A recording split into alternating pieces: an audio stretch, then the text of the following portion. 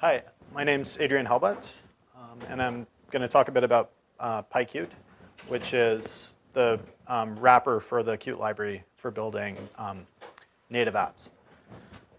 So the goals for this talk, it's something I've been using a fair bit lately and decided I really like it and want to sort of give you an awareness of what PyQt and Qt in general can do, and a basic understanding of the core concepts and some demos of putting together simple apps and kind of the hello world type basic things. Just to get a sense, how many people have used Qt or PyQt before? Okay, so I'm not doing anything too fancy here, but it's primarily an introduction, to see what it can do and how to use it. So a little bit of background and motivation, and sort of why I've been using this lately. So most of what I'm a grad student in computational biology and work on building applications for analyzing data, and started off wanting to put everything on the web. A lot of what I do is trying to integrate lots of different data sets that are structured and develop tools for clustering structured data and visualizing it and analyzing it. And a couple of years ago, I was like, yeah, everything needs to be on the web all the time because that way it makes it more accessible to everyone and I can show things to collaborators right away. But I found that may not always be true. So for example, I've been building this application called Bombastic for block organized model-based tree index clustering. So it's a tool for structured data. There's lots of different data sets that sort of have different common indices, cluster different parts of it in different ways, and you want to filter and sort and play with it. I'm not going to go into it in general, sort of complicated looking interface. So the modern approach would be, okay, let's fire up a Spark cluster, read about the new web framework on Hacker News, do something with microservices, like JSON, serialize everything, go back to Hacker News, read about a new web framework, write the whole thing again. And so the question is, what kind of Luddite still wants to write desktop apps? And there was this nice discussion I saw lately. There was about this article on microservices, but then some guy posted a comment that I really liked, which is this idea that refactoring across the call stack is orders of magnitude easier than refactoring across a socket. So if you're doing something that's iterative and is not always necessarily well planned, and you want to refactor, and it's complicated and it's changing all the time, as soon as you introduce that complexity of sending everything, serializing everything over the web, and like having all these different layers, obviously there are good reasons to do it sometimes, but it really does add a lot of extra cognitive complexity. So should we maybe think back to the 90s? There was lots of things happening, lots of things changing. Python was still there, though. Windows was still there. Next Step was still there.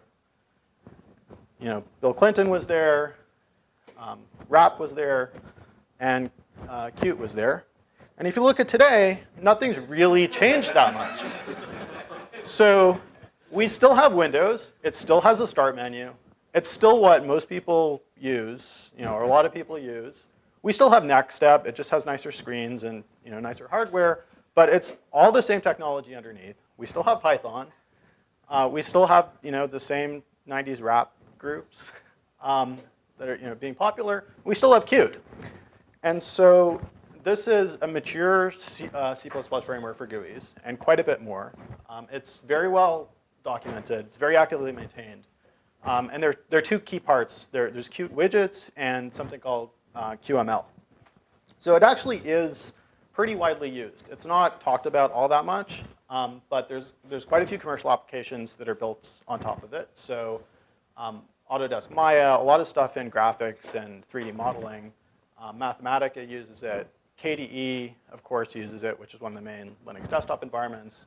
There's some commonly used Python apps that use it, like Wing IDE, Spider. It's used a lot in embedded systems and control systems, like whenever you actually need to be working on something that's on the hardware, it's useful. And BlackBerry 10 also used it, although I don't know if we can't really call that a success. So history, briefly, it's 20 years old now. It was built in Norway, so it's very sort of, European clean design. It really seems to come through somehow. It's gone through quite a bit of corporate drama, especially in the last few years. So it started off being built by this company called Trolltech, which developed it for 10 or 15 years. Then they actually went public. They got acquired by Nokia, who thought that they would use it as a foundation for their next generation of phones and everything. And then Nokia ran into their troubles. It got acquired by this other sort of big IT company in Scandinavia called Digia. And then they were supporting it for a while. And it's more, I think about a year or two ago, it was spun out into basically Trolltech again, which they're calling the Qt company. But it seems to be stable and growing and actively maintained. And so in terms of how, it's all written in C++. It runs on a zillion different platforms. And then the question is how to use that from Python. So there are these Python bindings for Qt. And there are two main ones. There's PyQt by a company called Riverbank, and PySide, which was originally written by Nokia at the time because they didn't want to reuse the PyQt thing. They don't do all that much. I mean, they're impressive technically for what they do, but you can kind of pick one and forget about them. There's a new version of, or relatively new version of Qt, which is Qt 5. And PySide only supports up to Qt 4.8, which was about when Nokia spun it off, and they stopped working on it at that time. So at the moment, PyQt seems to be the way to go, although there's rumbling that people are starting to work on the PySide version again. It really doesn't matter. You can basically just switch the imports, and the code runs essentially the same. I'll get into, so the licensing has been a long-standing kind of issue of contention around Qt. So Qt itself is dual license. There's GPL version and a commercial license. So if you're going to give your code away under the GPL, you can use the GPL version, and it's completely free. If you plan to sell the code, you're supposed to license it from Qt. And PyQt has a directly analogous license. So if you're working with a GPL version, you can use the GPL version of PyQt, and all's good, and everything's open source and free. But if you want to use it with the commercial version, then you're supposed to license it. And the licensing is actually pretty reasonable. So just to go through some concepts quickly, just like any GUI framework, there's an event loop that listens to what the user's doing, and Qt is responsible for running that. It intercepts mouse clicks, responds to events. And you create widgets that respond to events and send messages, which in the Qt terminology are called signals, to each other and the rest of your code. So this is sort of one of the, I guess initially it was one of the innovations that they introduced this idea of signals and slots. So to avoid callbacks and to avoid having to deal with things like the details of the event model yourself, and threading, and all that kind of stuff, the way the C++ part of the library works is that you define what they call signals and slots, which basically work like method calls. And there's a preprocessor that goes over the code and rewrites an extra layer of management stuff for you and intercepts those things in the runtime and basically provides the runtime infrastructure for objects to send messages to each other asynchronously in a type-safe way. And it's very similar if you've used Objective-C to the way messages are sent between objects in Objective-C. They look just like function calls, but really what's happening is it's sending a message. There are queues so that if two things happen at once, you won't have things crashing. So you'll see how it works shortly. Everything's based on QObject, which provides the support for these signals and slots and other dynamic properties, which in Python, dynamic behavior is kind of obvious. You can introspect everything, but in C++, that's not necessarily built in. There's a lot in the library besides the GUI widgets themselves, but everything visual inherits from QWidget. This meta object system is what's responsible for providing the signals and slots functionality. And so on the C++ side, what happens is, as I said, you define a few extra bits of instructions in your C++ code, and then before it actually gets compiled, they have this meta compiler that goes over it and does code generation and adds in the handlers to do the signals. So to work with this from Python, there are these Python wrapper generators. And they take the C header files and automatically generate Python classes that correspond to them. And then you can work with those Python classes. So the original thing was Swig, which used, well, I guess it's old now, but because it was kind of complicated and it works for a lot of different languages, Riverbank wrote a simplified version, which they called SIP, and that's what they use for PyQt. And then when they wanted to redo this at Nokia and didn't want to use any of the proprietary or code that they couldn't license, they rewrote the whole thing. They have another one called Shiboken, which is exactly the same thing for PySide. And so that just generates a whole bunch of Python modules, and then you call them just like any ordinary Python code. So a few practical things. If you use Anaconda right now, it supports PyQt 4 and Qt 4. And for some reason, they haven't put the PyQt 5 in yet. The advantage of Qt 5 right now is that Qt 4 is not being, there's a little bit of bug fixes going on, but it's not really being maintained anymore.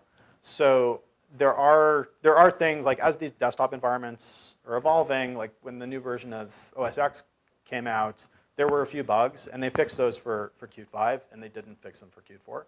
So my view right now is it's better, if you're starting a new project, it's better to start with Qt 5 because it's being much more actively maintained. And it's not too difficult to get everything working all together. You just have to build. You can either build it yourself, which is easy enough to do, or there are a few people who've provided binaries you can download. I think pretty soon or eventually it'll be available in Anaconda. But it really installs without too much trouble. So I'll go through a couple of demos of writing some real code.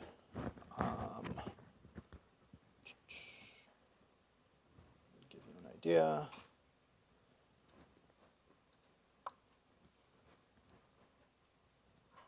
Let's see if I can get this working. So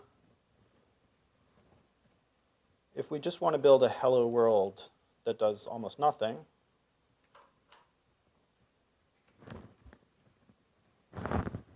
is that big enough to see? OK, so I'll kind of break this down and look at what's going on. So we're importing from the PyQt 5 library, and it's broken up into these modules. So there's core that has some low-level stuff. Most of the things are in Qt GUI and Qt widgets. I'm not using Qt SQL. So they have wrappers to give you cross-platform support for databases, for XML parsing, for networking stuff. There's all kinds of goodies kind of built into it that are potentially useful. So the first thing you do in any Qt program is you create this application context. So there's Q application, and that just is that runs the event loop, and it maintains a state that it needs to have. And then you create a main window. So there's a main window object. And then here I'm just setting the window title. Whoops. And I'm going to create one button that doesn't do anything yet and just says push me, and tell the button to resize itself, tell the window to resize itself. And I think this won't work yet. So let's try.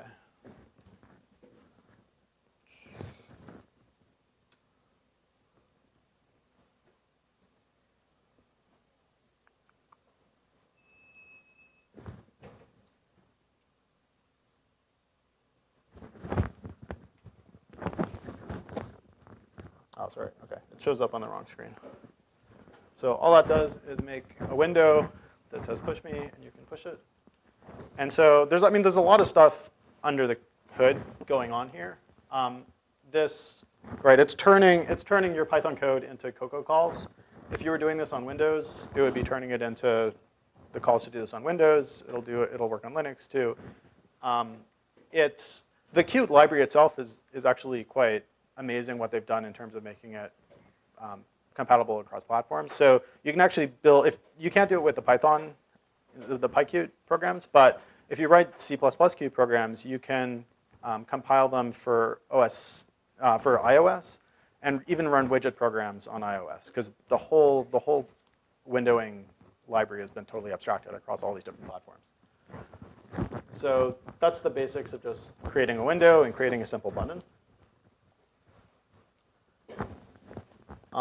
If we want to actually do something more interesting,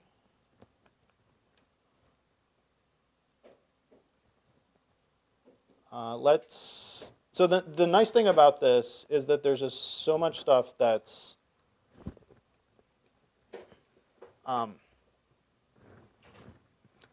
built in and just works. So say we want to build 10 buttons and put them in a scroller. So I'll run it first too.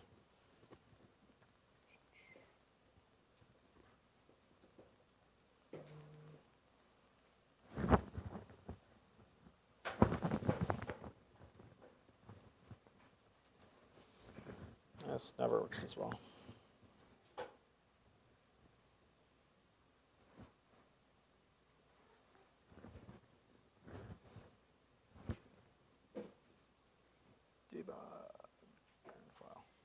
OK. So say I went from one button, I want to do 10 buttons. And I don't know how many there are, so I want to stick them in a scroller. So what I did here, same stuff with creating the application. Create a regular Python list, and make some buttons and add them to the list. And each one of these buttons I append to a layout. So I go through that list, and I add the buttons to the layout. So Qt provides a number of different kind of standard layouts that will automatically manage vertical, grids, horizontal layouts, and are totally composable. So you can build layouts of layouts, and they all work together. And if you've ever tried to do that on a complicated web page with CSS and putting different components in each other, if you're using a really complete framework like ext or something like that, sometimes it'll work, but often it's a pain. Whereas this stuff is kind of tried and tested and just works. So that was a scroller, and in order to make it scroll, all I had to do was create a scroll area and say put my button widget as the widget for that scroll area, and then I set the central widget of the main window to be that scroller. And it automatically knows how to deal with things like window resizing and everything. So let's do something slightly more interesting. So if you want widgets to connect to each other,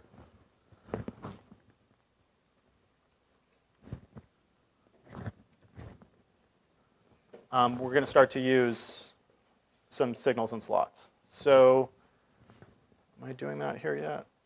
Yeah. So what I'm going to do is create a class. Well, let me show you what it looks like first, running it.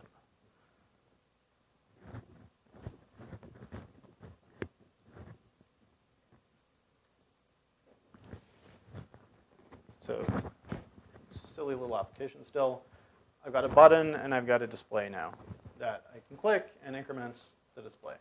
So how did we do that? So the first thing I did is I'm going to create a widget to represent that part of the application. So I inherit from Qt widget, which is what you tend to do pretty much all the time. And then inside this class, I'm going to set that widget up the way I want. So the first thing to do, don't forget, is to call the constructor on the base class. And if all this stuff is just a fairly thin wrapper on the C++ code, so you can sometimes get some weird things happening when you forget to respect the fact that the C constructors have to be called properly. I mean, I guess that you have to do the same thing in Python too, but sometimes you'll get away with it a little more easily. Whereas here, sometimes it'll work, and then you'll get some weird segfault.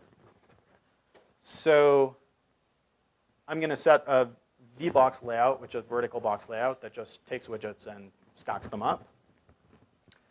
And then maintain some state of my counter value and create the button here. So I just create an object for push button. I set the text to increment. So the nice thing about doing this in, or about the libraries in general also, is that it's much easier to do this in Python, I find, than doing it in C. And it can be a good way of prototyping the C++ version of a Qt application. Because you sort of often don't have to get everything quite right. And the code completion with Python, well, I guess the code completion is there with C++ too, but I find it's easy to put things together without having to declare everything up front in the way that one should in C++. So we'll set up the widget, we'll set up a view for the widget. So I'm going to use their LCD number widget, change the color by setting this palette. So this palette has slots to set the background color, the foreground color. Everything's been extensively tested and used. So anything you can think of doing, you can find somewhere in the documentation. And the nice thing, actually, I should point out something else, that the documentation is really exceptional. So this, just for example, here's all the Qt docs. If I want to look at Q LCD number class, everything's very clearly laid out. Someone somewhere has had to build some industrial machine that needed to, change the style of how the decimal place was set, from dots to commas or something like that. So they provide a function to do, anything like that you might think of. Whereas if you're hacking everything yourself in, JavaScript, then it may not be there yet. OK, so back to here. So I'm going to set that color the way I want it, and set the layout that I've created. So I set the layout of the widget. So whenever you create a widget, or any widget in Qt, has a parent. So basically every object, there's this big tree of all the Qt objects, and everything has to belong to a parent. When you add a widget to a layout, the layout automatically sets the parent correctly. And when you set the layout of a widget, then the layout will reparent everything to belong to that new widget that you told it to. So I'm going to add these widgets to the layout. And then this is kind of where the magic is happening. So I say b pressed connect self.increment. So I just defined an ordinary Python method here called increment. And I didn't have to do anything. And it doesn't take any parameters, but I didn't have to do anything to tell it that it was going to be called by some other code at some arbitrary time. And then I said b.press connect. So that connects the signal from, so B is my button, and it's got all of these. So some of these are, say, clicked. So it's got all these events. And each one of those, or rather, there's signals rather than events. So a signal, the only thing really you can do with a signal is you can connect it to a slot. And so that's what I'm doing here. So by saying b.press connect self-increment, I'm saying whenever this signal gets emitted by Qt, then call this function. And what that function, or call that method. So what that does is increment my counter and set the display of this thing to the new value of the counter. And so it's a pretty intuitive way of doing things, rather than having to write callbacks. Certainly rather than having to do everything yourself. It is possible. So I think one limitation is that it's possible to create some spaghetti with it. Well, it's possible pretty much to create spaghetti with any approach to programming. But I think if you're disciplined and you take a model view controller approach to things and try and separate your code out into clean modules, then it's it's much easier to build very complicated things using this kind of approach than it is with things that are maybe more flexible but give you even more rope to hang yourself with. And there's a lot of magic under the hood that it's doing in order to just do something simple like that. If you click that lots of times, do I still have it here? Projects.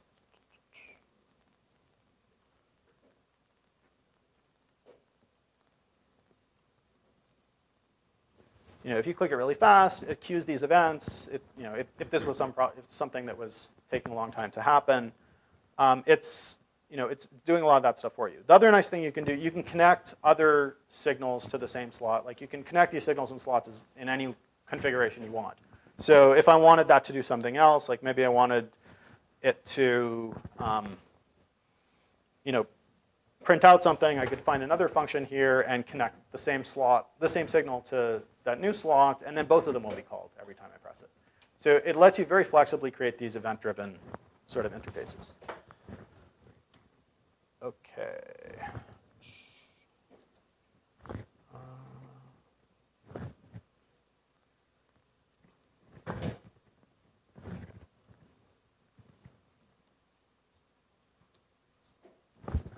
So I've lost my screen here.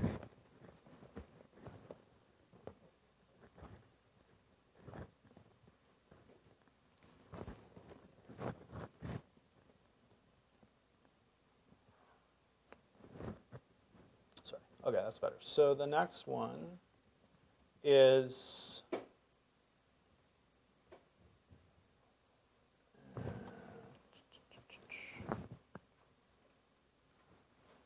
okay, yeah, Qt Designer. So the other nice thing that Qt lets you do is it's got this, also like a remnant of the 90s, if anyone remembers Visual Basic. You can design all these widgets graphically as well. So Designer, make a new form. Unfortunately, let me see if I can change my settings so it mirrors.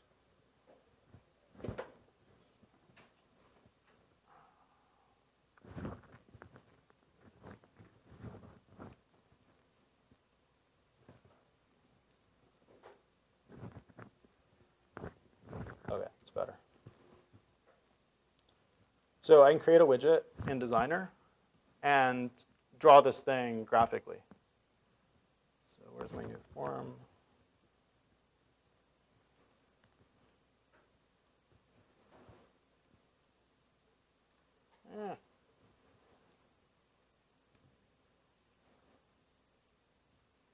Okay, so here's my form, and if I want to create some form, I can just drag things out,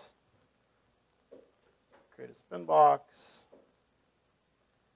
and it's got all kinds of widgets that you can use. It's got web views if you want to embed a web browser, OpenGL.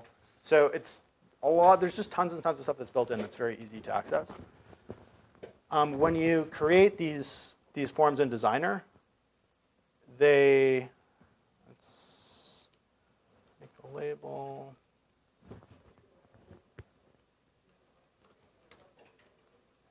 They get saved as UI files, which are just text files. So I'll try saving this.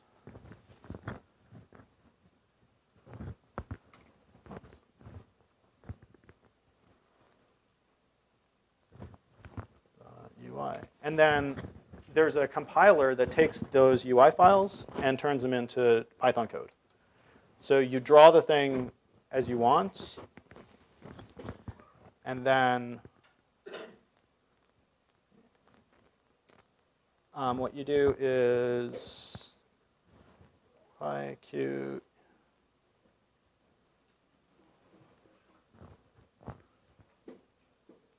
So there's this tool called PyUIC.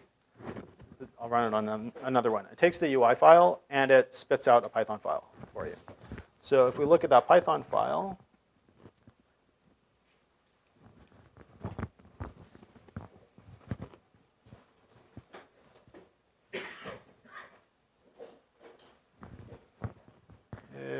where'd it go?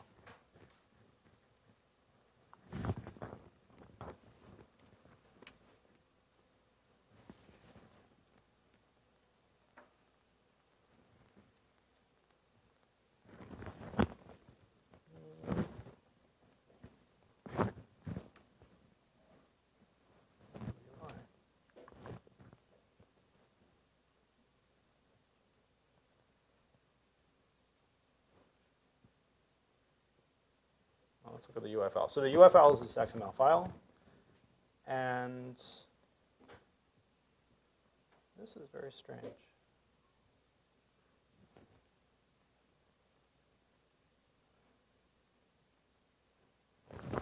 That's really bizarre. OK, I can't find the file.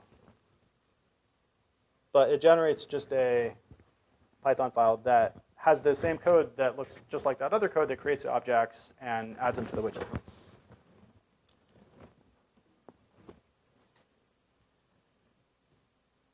So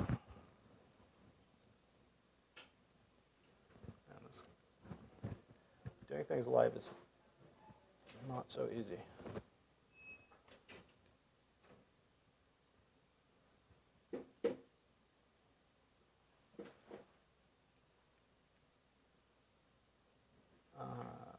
OK, so in order to use that code, let's try running this.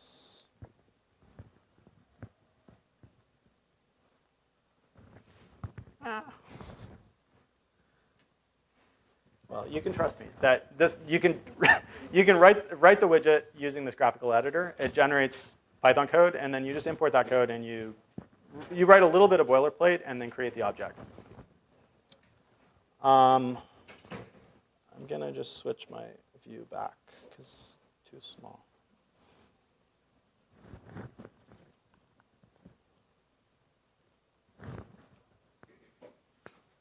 Why is it not showing mirroring options here?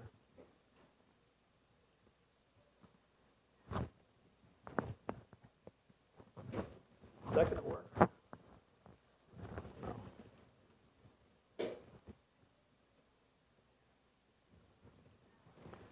OK.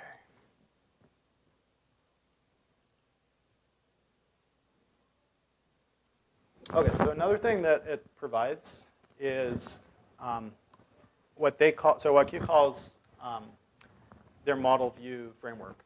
So what that is views that sort of abstract views on models that you define. So if you've used Cocoa list views and things like that, like UI list view, it works very much like that. So what I'm going to do here is create a pandas data frame, and which just has some stock data in it.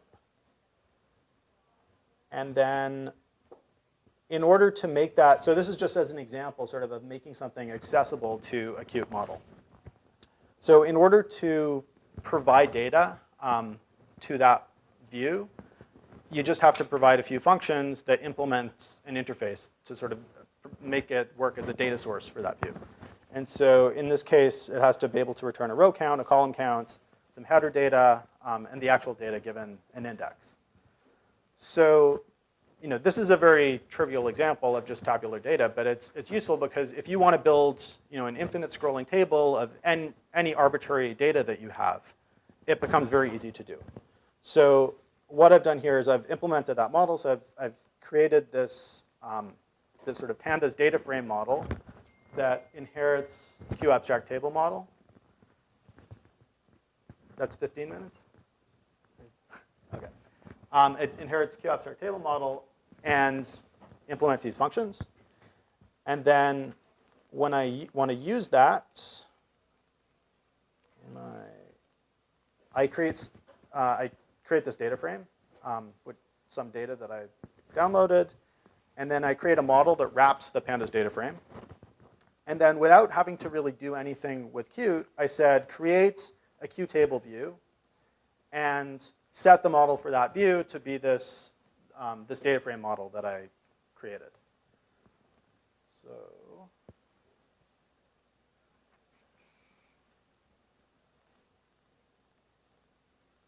I run that. And so then I get a table, and I can scroll through it, and it's long and do whatever, and you can make these things editable. If one was to try to do that kind of thing on the web, it's like a whole exercise in choosing JavaScript libraries and interfacing things. Like if you just want to get it done, you can do it in a few lines of code. It's really nice. And this thing is it's infinitely kind of configurable and customizable. So you can put widgets in these table cells. If you want to make visualizations, you can add sorting and searching. It's all most of the things you can do are built in, and the APIs are very cleanly designed and well documented for stuff you want to add. That's why I like it.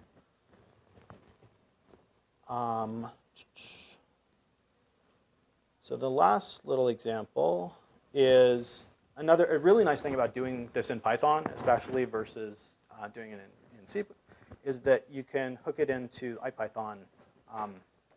So there's a console, and you can connect kernels and interact with this dynamically.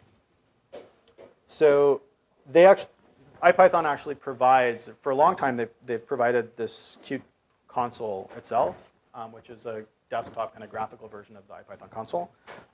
But that's written in such a way that it's easy to embed.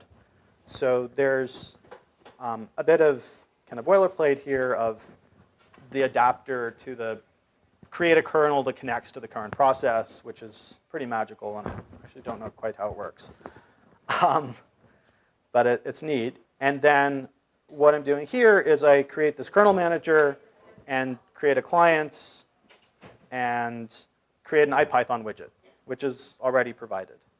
And configure it the way I want. I tell it which kernel to listen to. And then I push some of the variables from this context into that kernel to make them available. So in this case, I'm pushing the stock table view. And so then what I get is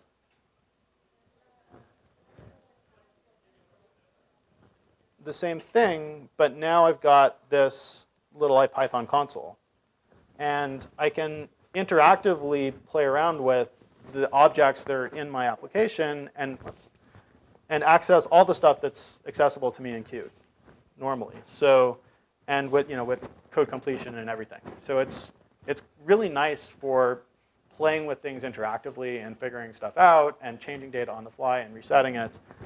If I say I wanted to transform this data somehow, I think I had. So I'm going to, instead of looking at this data, I decide I want to load some other data. So let's just create some arbitrary data frame.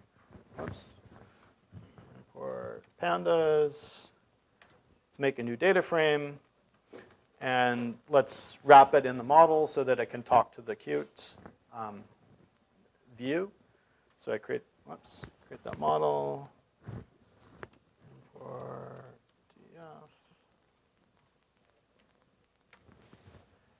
And now I decide, I'm tired of looking at this data. I want to look at this other thing that I've configured interactively. And so I can say, OK, set the model to that new model, and it changes it. And so you can build up these interfaces that are really functional and have all the bells and whistles that you kind of expect from modern GUIs, but still are dynamic and very flexible to play with. And I just found personally, trying to do that kind of stuff when you have to think about how am I serializing this, how's it talking to this server, and I want to change, multiply it by something, and then I have to reserialize it and send it over the wire again. It's just a pain. If you can do it all in one process and keep it more in your head, and it's a really useful tool, I find. So that's, I think, all I have, and happy to take questions and discussion on things.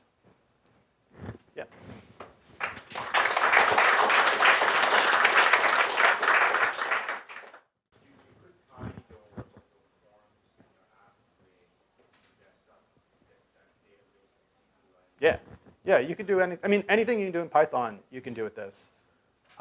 So, and you can, there are some useful things actually it gives you that aren't sort of often used in Python. Like, so the Qt libraries themselves, which are wrapped, provide some really good database support, like abstractions for database support, which depending on what you're doing could be useful. So like you don't even need to deal with getting the Python database stuff working across platforms. If you do it all in Qt, that may be a good way to do it sometimes.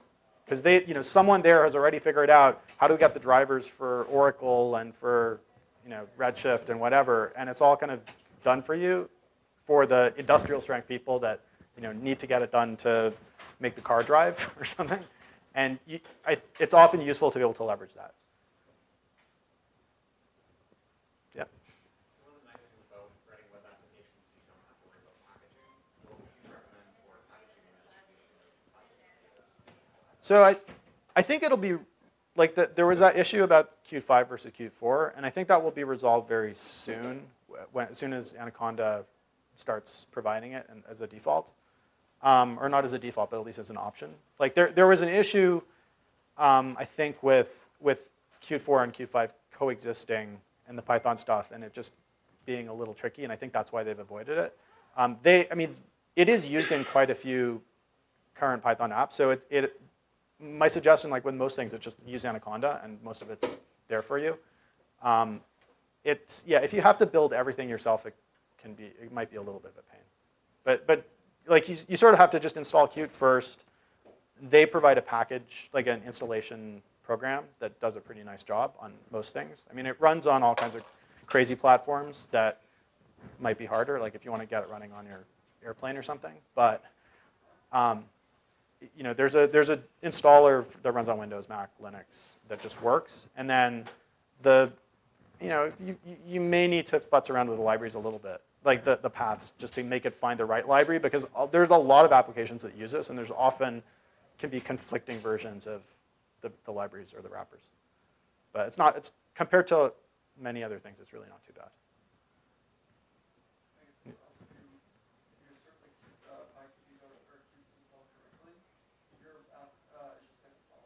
Yeah.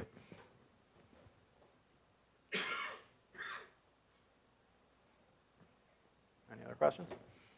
So with that, have fun building Qt apps.